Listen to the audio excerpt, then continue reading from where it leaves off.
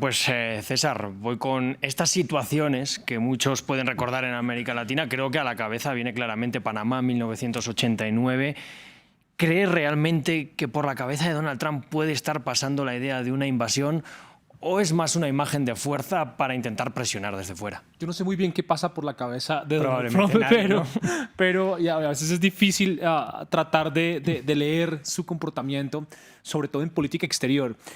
Pero sí creo que algo de lo que poco se habla y de lo que poco nos hemos dado cuenta es que esto puede motivar a una reorganización de los grupos criminales en América Latina. Esta presencia de los buques, de los destructores y de los submarinos y de los marinos estadounidenses en las costas del Caribe no va a llevar a la desaparición de estas estructuras criminales. Claramente se entiende esto, como lo decían mis colegas, como una suerte de coerción, como una suerte incluso de disuasión, por supuesto, pero esto va a llevar a un reacomodamiento y por supuesto una sofisticación aún mayor, porque hay algo interesante, Rodrigo, y es que por lo menos en América Latina, los grados de interconexión y de integración entre estructuras criminales de América Latina es mucho más sofisticada que la integración de los estados latinoamericanos.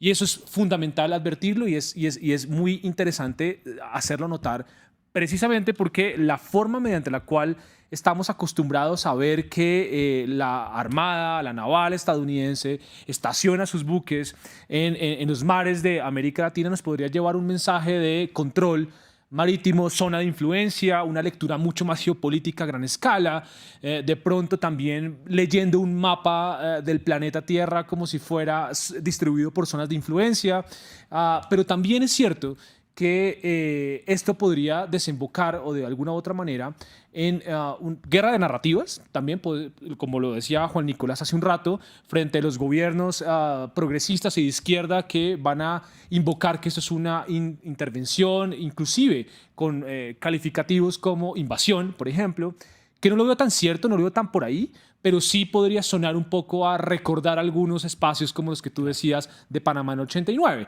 Sin embargo, es muy diferente al contexto de Panamá del 89.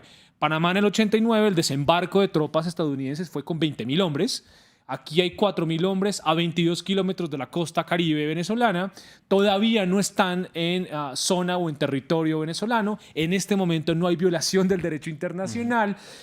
Y también es verdad que por lo menos ni Estados Unidos ni el mundo democráticamente hablando sostenible en términos liberales reconoce a Nicolás Maduro como su gobierno legítimo y por supuesto legal. Eso significaría que en estricto sentido no estarían tumbando, si llega a ser la posibilidad, ningún gobierno. Y eso es importante tenerlo presente porque eso cambia un poco no solamente la narrativa, sino los mecanismos. Cuando estos grupos se involucran en las agendas de lucha contra el terrorismo, por ejemplo, por parte del Departamento de Defensa y el Departamento de Estado de Estados Unidos, simplemente es llamar la atención sobre que los mecanismos, las tácticas y las estrategias cambian de ser exclusivamente policiales para volcarse a una estrategia meramente militar. Claro. Pues muy interesante todo esto que nos señalas, César. Y vamos a ir con nuestro último tema, ya muy cerca de Venezuela, desde luego. Vamos a hablar de Colombia, que ha vuelto a sufrir el azote de las bombas en una jornada que el propio presidente Petro tildó de un día de muerte. Este jueves, 2 atentados atribuidos a las disidencias de la antigua guerrilla de las FARC dejaron al menos 20 muertos y decenas de heridos. Primero derribaron un helicóptero policial en la región de Antioquia y han muerto 13 policías y posteriormente un camión bomba dejó al menos 7 muertos en la ciudad de Cali. Me gustaría que escucháramos al presidente Gustavo Petro.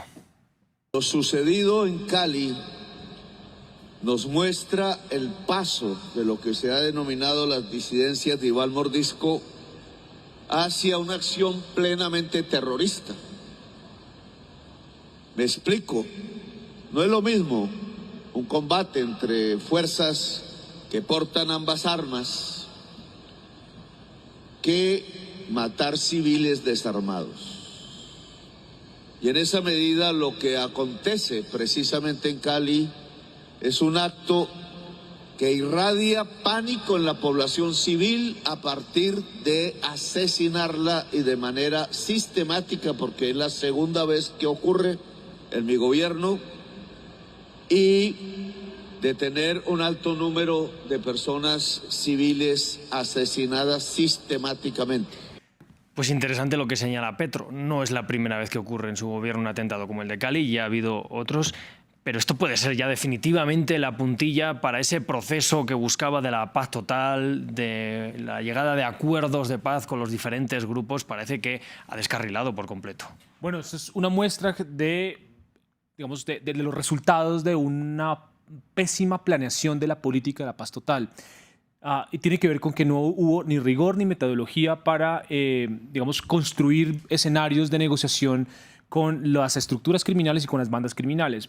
Si bien es cierto que el objetivo, tal vez el fin máximo, era desviolentizar, si se quiere, a estas estructuras y desarmar esas estructuras, creo que los mecanismos no funcionaron y la evidencia nos la muestra todos los días más con lo que ocurrió en Cali y lo que ocurrió en Amalfi. También tiene que ver incluso con un reciclaje de las violencias, lo que ocurre en el Cañón del Micay, por ejemplo, que es una zona estratégica que efectivamente va como corredor hacia el Pacífico, donde sale la droga. Sí, porque hablábamos antes del Caribe, pero en el Pacífico. Claro, por supuesto, en el Pacífico, que también incluso podemos conectarlo con el asunto venezolano. Pero también es verdad que es una muestra, más bien, de que el Estado es ausente en su propio territorio. Y es que las fuerzas militares y de policía en Colombia se están viendo cada vez más socavadas y, por supuesto, cada vez más relegadas en términos de la forma y las capacidades que tienen de hacer frente a esas estructuras. Lo digo porque, si recordamos, en los últimos 15 años efectivamente ha habido unas transformaciones evidentes en materia de seguridad y defensa nacionales que de alguna u otra manera hoy parecen estar casi que pendientes, tareas pendientes. Tenemos grupos armados que se han reciclado, hay una reemergencia de grupos criminales que hacen control territorial, que gobiernan territorios y que comparten soberanías. Cosa que efectivamente pareciera no estar en la agenda política y que, por supuesto, eso llevaría a un fracaso casi que estrepitoso de la política de la paz total. Bueno, pues voy a seguir aquí, fui afuera del estudio. Quiero preguntarle ahora a Juan también, le pilla de cerca también colombiano, este nuevo episodio de terror. Hablamos de causas de diferentes grupos armados, también de lo que pasó en el Cañón del Micay. El propio Petro dijo que esto puede ser consecuencia de los ataques de las Fuerzas Armadas a los grupos allá, pero ¿por qué cree que ha llegado ahora este doble ataque? Yo creo que digamos, estas organizaciones lo que van es a la ofensiva, es decir, están o de alguna manera están entendiendo que la estrategia, obviamente muy desafortunada, completamente condenable, pero que la estrategia que deberían ahora implementar frente al Estado es expandirse con acciones fuera incluso de territorios que no controlan, es decir, es ir a la ofensiva contra el Estado.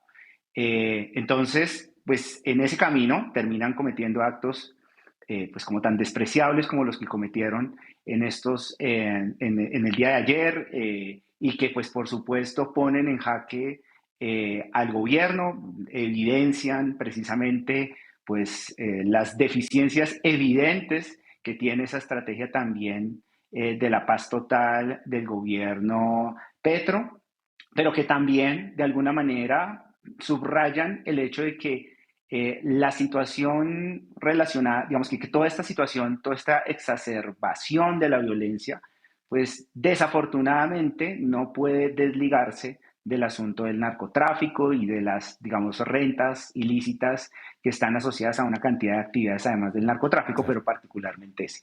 Y aunque esto es un lugar común y se repite sistemáticamente, pues hay que decirlo, y es que definitivamente hasta que nosotros no resolvamos ese asunto vinculado al narcotráfico, pues este asunto de estas violencias, por supuesto, no va a cesar. Sí. Esto, digamos, nos ha perseguido por décadas. Claro. Bueno, Carmen, ya brevemente me gustaría también extenderle este tema a usted. Vive en el País Vasco, es venezolana también. ¿Cómo ve este tema desde fuera? Sí, lo que vemos en Colombia, bueno, es muy triste porque es este recrudecimiento o este volver a épocas que se creían superadas, ¿no? Y lo de hoy o lo de ayer se suma al asesinato de Miguel Uribe Turbay, ¿no?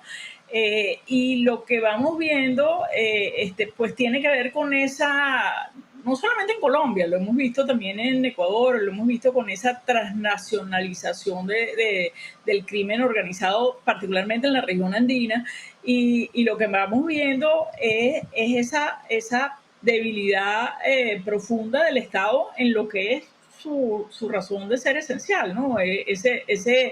Ese monopolio de la violencia como razón de Estado viene perdiéndose en la región andina, ¿no? Entonces, y esto en Colombia lo estamos viendo en vísperas de un proceso electoral, ¿no? Entonces, la violencia política o la violencia a secas vuelve a ser la protagonista del proceso electoral 2026, ¿no? Sí. Es muy fuerte, sobre todo como contraste de lo que fue esa oferta fundamental de Petro de la paz total, ¿no? Pues muchísimas gracias también por estos comentarios. Finalmente quiero hacer un breve comentario, y es que hoy se ha conocido que ya se habla de hambruna oficialmente por parte de las Naciones Unidas en la Franja de Gaza, en concreto sobre una parte del enclave palestino. Es la gobernación en concreto de Gaza, y el secretario general de las Naciones Unidas, Antonio Guterres, ha pedido que cesen las excusas y que ya se necesita actuar de inmediato. Nos gustaría hablar más sobre este tema, por desgracia nos hemos quedado sin tiempo, pero vamos a hablar seguramente mucho durante la semana próxima también de este tema. Antes de cerrar, me gustaría despedirme de nuestros invitados. Juan Nicolás Garzón, muchísimas gracias por atendernos. A usted, Rodrigo, y un saludo para los colegas y todas las personas que nos ven. Y Carmen Beatriz Fernández, también muchísimas gracias por estar con nosotros, que además le veo con el pañuelo de las fiestas de Bilbao. Ya le dejamos que disfrute allí de las gallas. Sí, muchas gracias, Rodrigo. Encantada de estar con ustedes y con tus invitados. Bueno, un placer. Y César Niño también aquí en el estudio, muchísimas gracias por estar con nosotros. Ha sido un placer poder contar contigo, siempre estar con alguien en el estudio pues ayuda mucho también a llevar este tipo de coloquios. Gracias, Rodrigo. Un placer. Un placer, nos veremos seguramente en otras ocasiones. Espero verles a ustedes también, y ya saben que pueden visionar este espacio también en anteriores episodios en nuestro canal de YouTube. Damos gracias también a nuestro equipo de producción, por supuesto, detrás de las cámaras, antes de despedirnos finalmente y dejarles con toda nuestra programación.